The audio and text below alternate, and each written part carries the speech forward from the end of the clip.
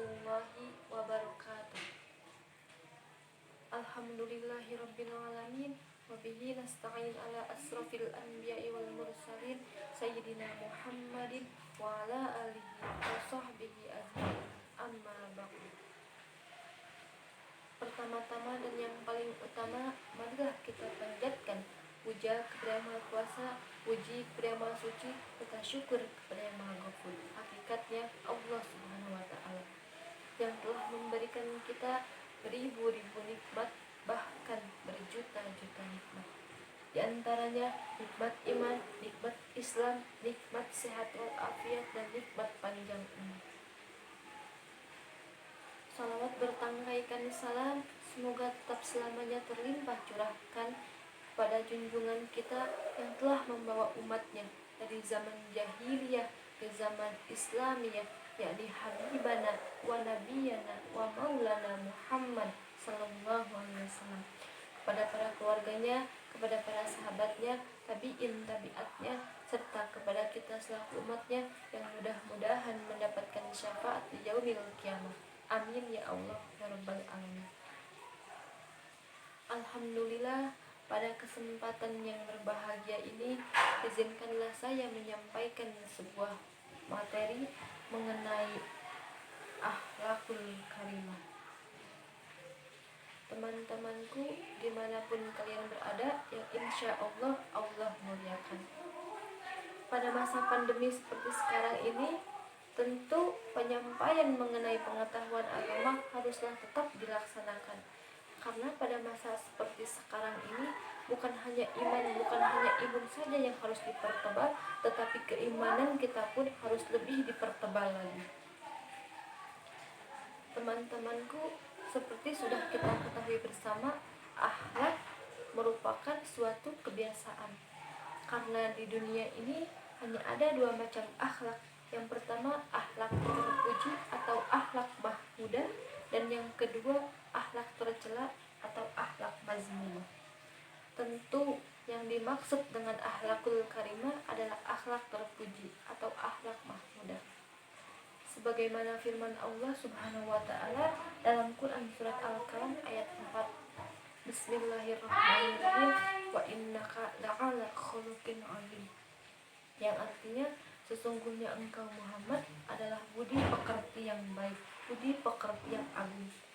Teman-temanku, dari firman Allah Subhanahu wa taala dari ayat tersebut sudah dapat kita simpulkan bahwa kita sepantasnya menjadikan Nabi Muhammad Shallallahu alaihi wasallam ini sebagai panutan karena akhlaknya yang sangat terpuji, karena akhlaknya yang sangat mulia. Bahkan dalam suatu hadis riwayat Ahmad dan Bukhari, Nabi Muhammad Shallallahu alaihi wasallam bersabda, "Innama bu'istu liutamima makarimal akhlak." Teman-temanku, di dalam Islam, akhlak menempati kedudukan yang sangat mulia, yang sangat tinggi. Akhlak merupakan hasil nyata dari ibadah seorang muslim. Akhlak dan ibadah merupakan dua sisi mata uang yang ibarat dua sisi mata uang yang tidak bisa dipisahkan. Karena ketika ibadah seorang muslim baik, maka baik pula akhlaknya. Tetapi ketika ibadah seorang muslim buruk, maka buruk pula akhlaknya. Dewasa ini akhlak sebagaimana yang dicontohkan oleh Kanjeng Nabi Muhammad SAW perlahan mulai ditinggalkan oleh umatnya. Padahal akhlak menjadi ukuran kemuliaan seseorang. Ia tidak pernah turun harga atau menyusut nilainya, tetap mahal dan tak lekang oleh zaman.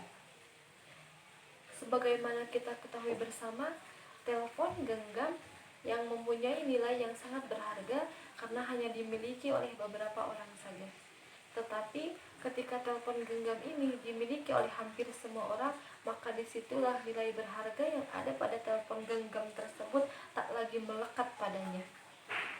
Namun tidak demikian dengan akhlak. Akhlak yang mulia yang akan tetap mahal dan abadi dengan kemuliaannya. Meskipun akhlak ini dimiliki oleh setiap manusia, oleh setiap orang, ia akan semakin mahal, bahkan tak ternilai harganya. Para sahabatku, dimanapun kalian berada, yang insya Allah Allah muliakan. Jika kita lihat pada era modern seperti sekarang ini, hal yang paling mendasar yaitu pendidikan. Pendidikan moral amat dibutuhkan di kalangan pelajar, karena pelajar ini merupakan generasi penerus bangsa. Etika dan moral sebaiknya diterapkan sejak dini agar terbentuknya akhlak yang baik, agar terbentuknya akhlakul karimah. Beberapa contoh yang tidak asing lagi bagi kita, tidak sedikit para intelektual yang pintar namun tidak dibarengi dengan akhlak dan moral yang baik. Mereka akan melakukan maksiat. Salah satunya yaitu korupsi sudah tidak asing lagi bagi kita dan menjadi rahasia umum di kalangan masyarakat. Hal tersebut menjadi permasalahan yang muncul akibat kurangnya etika dan moral yang baik. Teman-temanku, perlu kita ketahui bersama bahwa akhlak yang mulia ini merupakan sebuah kunci untuk terwujudnya kehidupan yang damai dan kehidupan yang tentram. Dalam sejarah kehidupan pun telah dibuktikan seorang pemimpin yang memiliki akhlakul karimah, ia dapat mewujudkan masyarakatnya yang damai dan tentram. Tetapi ketika seorang pemimpin yang bobrok akhlaknya, dapat dipastikan bahwa dalam kepemimpinannya dapat menimbulkan keributan serta kegaduhan di kalangan masyarakat. Untuk itu, wahai para pemuda-pemudi penerus bangsa, wahai para mujahid-mujahidah penerus bangsa, marilah kita tingkatkan iman dan takwa kita agar diri ini senantiasa dihiasi oleh akhlakul karimah. Dan semoga kita semua terpelihara dalam cintanya Allah Subhanahu wa taala.